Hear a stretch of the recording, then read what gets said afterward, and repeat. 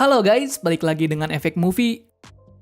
Pada video ini kami akan membahas Kingdom Live Action. Live action ini diadaptasi dari sebuah anime dari negara Cina. Film ini berlatar di kerajaan Cina pada era dinasti Qin.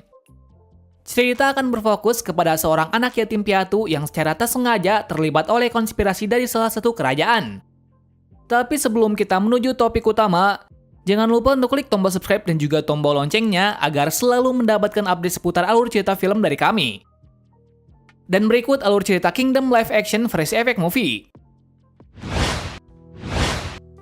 Awal cerita diperlihatkan dua anak yang takjub akan kegagahan dari Jenderal Wang Qi. Namun mereka hanya bisa melihat dari kejauhan, karena mereka berdua adalah seorang budak. Nah, di era ini, anak kecil sering dijadikan budak oleh orang dewasa. Dua anak itu bernama Piao dan Xin. Cerita beralih saat di rumah majikan. Di sana mereka dipaksa untuk menjadi petani. Namun suatu hari Xin sangat bosan dan ingin pergi dari tempat ini. Piao mengatakan kalau pergi dari sini harus menjadi kuat layaknya Jenderal Wang Qi. Mendengar hal itu, Xin pun sangat senang. Dan kali ini mereka berlatih berpedang pada sore hari. Sampai akhirnya mereka sudah dewasa. Di sana teknik berpedang mereka cukup imbang. Itu terbukti dari kekalahan dan kemenangan yang terpaut sedikit. Di waktu itu, secara tak sadar, ada yang melihat mereka. Tak lain orang itu adalah pengawal dari raja. Setelahnya, komandan itu meminta majikan Xin dan Piao untuk memberikan salah satu budaknya untuk dibawa ke kerajaan. Tepatnya, ia membawa Piao. Xin yang tahu akan hal itu tampak sedih. Namun ia tidak memperlihatkannya kepada Piao. Jadi mulai dari sini jalan mereka akan berbeda. Namun tetap saja impian mereka tetap sama. Keesokan harinya, Xin berlatih sangat keras agar bisa menyusul Piao di kerajaan. Sampai pada akhirnya Xin menemukan teknik andalannya, di mana ia bisa menebas batu dengan satu serangan saja. Malam harinya terjadi hal tak terduga, di mana Piao kembali ke rumah. Namun saat itu ia terluka parah dan hampir mati. Di saat terakhirnya, ia mempercayakan sebuah map dan pedang kepada Xin. Tujuannya agar Xin bisa bebas dari tempat ini. Karena sebentar lagi pasukan kerajaan akan membunuh semua orang yang ada di desa. Dengan berat hati, Xin meninggalkan tempat ini dan menuju ke tempat yang telah ditentukan. Saat di sana, ia bertemu dengan seseorang. Anehnya orang itu sangat mirip dengan Piao. Ternyata orang itu adalah raja dari kerajaan Qin yang bernama Zheng. Bersamaan pula datang pembunuh bayaran. Pembunuh itu mengincar kepala dari sang raja, karena ada seseorang yang memintanya. Tepatnya orang yang menyuruhnya adalah raja yang bernama Cheng Jiao. Yang tak lain ia adalah adik dari Zheng.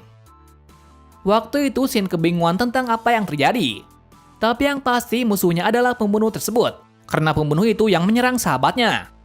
Dengan marahnya ia menebasnya, dan alhasil Xin berhasil mengalahkannya. Namun di sini pembunuh itu tidak mati, karena Xin tidak jadi membunuhnya. Akan tetapi raja membunuhnya tanpa rasa sedih. Berikutnya Zheng menjelaskan kalau Piao sukarela menjadi umpan, karena tujuan dari awal ke istana adalah menjadi jenderal atau orang kuat yang melindungi raja. Mendengar hal itu, Xin tidak jadi membunuhnya, dengan alasan bahwa ia harus menggapai mimpinya demi Piao. Lalu raja meminta Xin untuk menjadi pengawalnya.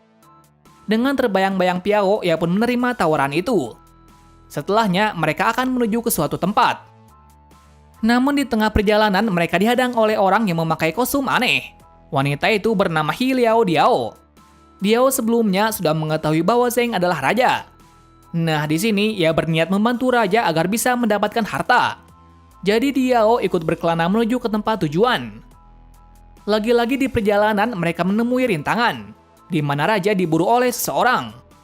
Namun di sini Xin dengan cepat menghabisinya. Akan tetapi ia malah terkena racun dari musuh. Cerita bersingkat saat mereka bertiga telah sampai di tujuan. Tepatnya mereka berada di kediaman Raja Qin terdahulu. Lalu tiba-tiba ada pasukan yang datang. Tepatnya pasukan itu adalah bawahannya. Di sisi lain diperlihatkan Raja Cheng Jiao yang sangat kesal. Kenapa demikian? Karena pasukannya tidak berhasil membunuh kakaknya. Dengan masih adanya kakaknya, ia tidak sepenuhnya menjadi raja. Lalu tiba-tiba Jenderal Wang Qi datang. Kedatangannya ke sini adalah bertukar sesuatu. Tepatnya kepala dari Chang Wenjun. Tak lain adalah bawahan dari Zheng. Berikutnya diperlihatkan kebengisan dari Cheng, di mana ia tidak segan-segan membunuh bawahannya. Ia melakukan hal itu karena yang pantas menjadi raja adalah dirinya bukan kakaknya, karena kakaknya berasal dari keturunan budak. Selain itu, ia juga memiliki 80.000 pasukan untuk menghancurkan orang yang menentangnya. Cerita beralih lagi ke Raja Qin, di mana ia meminta komandan menjelaskan kejadian di Kankyo atau kerajaannya beberapa hari yang lalu. Nah, komandan itu menjelaskan kalau Piao alias Raja Palsu menyelamatkan pasukannya. Selain itu, Piao juga membuat semua pasukan bersemangat kembali. Jadi di pertarungan yang lalu, yang mati adalah Piao alias Raja Palsu. Mendengar hal tersebut, Shin sangat senang, karena sahabatnya adalah orang yang kuat dan bijaksana. Oleh karena itu, sekarang ia membantu Raja Qin kembali merebut tahtanya. Setelah mendengar hal tersebut, Zheng memutuskan untuk mencari bantuan dari musuh lamanya, yaitu Raja Pegunungan. Setelahnya, mereka pergi ke sana. Tibanya di tempat itu, mereka dikecam oleh pasukan Raja Gunung, mengingat mereka memiliki dendam yang besar kepada Raja Qin terdahulu. Lalu Zheng mengatakan kalau ia mau bertemu dengan Raja Gunung. Kemudian mereka membawa Zheng dan kawanannya ke tempat Raja Gunung. Tak lama kemudian Zheng bertemu dengan Raja Gunung yang bernama Yang Duanhe. Waktu itu Duanhe malah mencoba untuk mengadilinya. Alasannya karena Raja Qin terdahulu telah membunuh sebagian dari rakyat Raja Gunung. Padahal sebelumnya mereka hidup damai tanpa bertarung. Usut punya usut, pertempuran itu diawali dari kematian dari Raja Dukemu. Lalu diperlihatkan kemarahan dari Shin, yang mana Shin mengatakan bahwa penyesalan dahulu bisa diatasi dengan cara mewujudkan impian nenek moyang. Dengan adanya itu membuat suasana menjadi tenang. Lagi-lagi Zen meyakinkan Raja Gunung untuk bersekutu dengannya. Kali ini juga ia menjelaskan tujuannya, di mana ia ingin menyatukan Cina. Tak lain membuat peperangan berakhir. Mendengar hal itu, Raja Gunung mau bersekutu dengannya. Nah, saat itu ditunjukkan wajah dari Raja Gunung. Ternyata ia adalah wanita. Berikutnya mereka menyiapkan strategi untuk masuk ke dalam kerajaan Qin, di mana kubu dibagi menjadi dua. Kubu pertama akan melawan secara langsung, sementara kubu kedua lewat jalur rahasia. Namun rencana itu tidak 100% menang, karena pasukan dari Cheng Jiao berjumlah 80.000, sementara Zheng hanya memiliki 3.000 pasukan saja. Rencana pun dimulai, di mana Zheng dan lainnya menyamar sebagai pasukan Raja Gunung. Dengan itu, mereka akan lebih mudah masuk ke kerajaan. Kenapa demikian? Karena Raja Gunung akan mencoba berdamai dengan kerajaan Qin. Beruntungnya pula, Raja menerimanya, dengan alasan bahwa Raja Gunung memiliki pasukan yang banyak. Akan tetapi mereka mempunyai syarat. Syarat itu hanya 50 orang saja yang bisa masuk. Mendengar hal itu, Raja Gunung pun menyetujuinya, dan alhasil mereka berhasil masuk ke dalam. Lalu rencana pun dimulai, di mana Zen dan Raja Gunung akan membuat kepanikan. Sementara Shin, Diao, dan lainnya akan melewati jalur rahasia. Kita mulai dulu dari pertarungan Zheng dan Raja Gunung, yang saat itu mereka sedang tersudut. Akan tetapi itu hanya alibinya saja. Bahkan mereka berhasil menekan pasukan kerajaan. Di sana pula diperlihatkan kemampuan dari Raja Gunung, yang mana ia membuat musuh yang di depannya mati semua. Di pertarungan lainnya, Shin juga mengalami masalah, yang mana ada jenderal yang menghadangnya. Akan tetapi jenderal itu tidak mau melawannya. Alasannya ia ingin bertarung dengan Zheng. Tahu akan hal itu, ia sangat marah. Namun tiba-tiba ada musuh yang besar. Tak lain itu adalah Algojo dari kerajaan ini. Awalnya Shin pun kewalahan melawannya. Namun setelah melihat temannya yang berkorban membuatnya menjadi lebih agresif. Dan dengan teknik andalannya, ia berhasil membunuh Algojo tersebut. Setelahnya, mereka melanjutkan menuju ke istana. Dan akhirnya mereka tiba di sana. Saat itu Raja sangat terkejut. Namun di sini ia memiliki jenderal. Jadi mereka harus melawan jenderal untuk bisa mengalahkan Raja. Melihat sang jenderal, Shin pun bersemangat. Kenapa demikian? Karena jika ia berhasil mengalahkannya, maka ia akan setara dengan jenderal. Dan alhasil terjadilah pertarungan di sana. Namun sepertinya levelnya terlalu jauh. Itu dibuktikan dengan Shin yang sering terkena serangan. Bahkan hampir membuatnya tidak bisa bergerak. Secara tak terduganya, salah satu temannya juga mencoba menyerang. Nahasnya ia dikalahkan dengan mudah. Kemudian diperlihatkan kalau jenderal itu mengejek impian dari Shin, bahwa dirinya tidak akan mampu menjadi jenderal.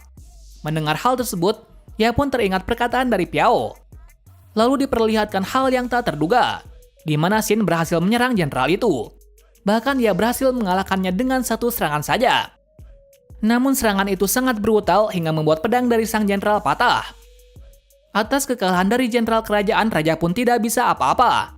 Lalu ia pergi keluar istana.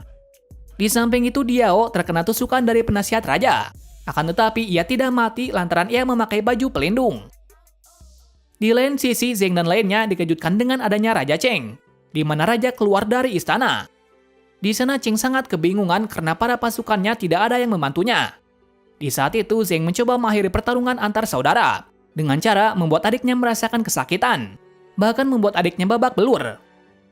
Di samping itu diperlihatkan bahwa Jenderal Wang Qi datang. Kedatangannya ke sini untuk berbicara dengan raja. Lalu Wang Qi menanyakan apa tentang impiannya. Zheng mengatakan kalau tujuannya adalah menjadi raja pertama yang bisa menyatukan Cina, atau bisa dikatakan menjadi raja Cina satu-satunya. Namun dalam mencapai hal itu akan ada banyak pertumpahan darah. Dengan mencapai hal tersebut maka peperangan saudara tidak akan terjadi kembali. Mendengar hal tersebut, Wang Qi menerima pernyataan dari Zheng. Atas perkataan itu peperangan pun berakhir. Di waktu itu Xin menyatakan kepada Wang Qi bahwa suatu hari nanti ia akan menjadi sepertinya.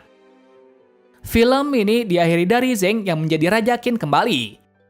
Lalu juga diperlihatkan kalau Xin dan Diao juga bersama dengannya untuk mewujudkan impiannya. Nah, mungkin itulah alur cerita dari film Kingdom live action.